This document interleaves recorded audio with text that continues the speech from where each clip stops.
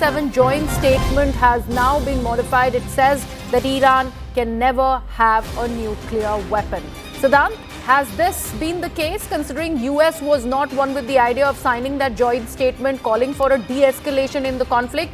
So now the statement reads different. Well, yes, this is what, in fact, reports are telling us, Greha, that initially US was not in favor of signing this joint statement, but now this statement carries a strong and bold language referring to Iran, that Iran cannot have a nuclear weapon. Perhaps that is exactly what President Trump has also been saying in all his social media posts and media interaction.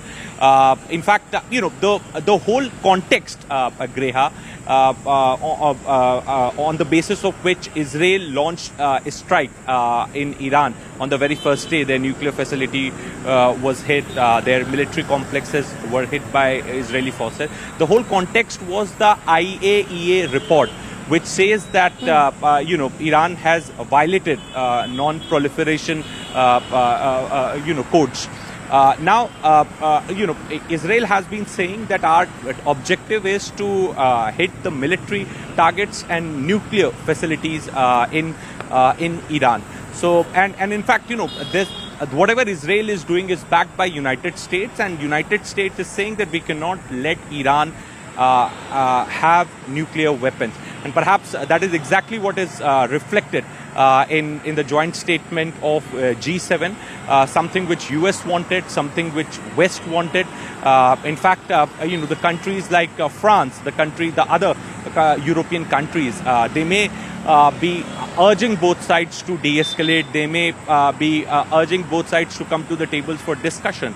But one thing is common, that is, which is that Iran cannot have a nuclear weapon. So, this is something which the same is now a part of the joint statement of G7 as per the reports, and this is something which US and West wanted.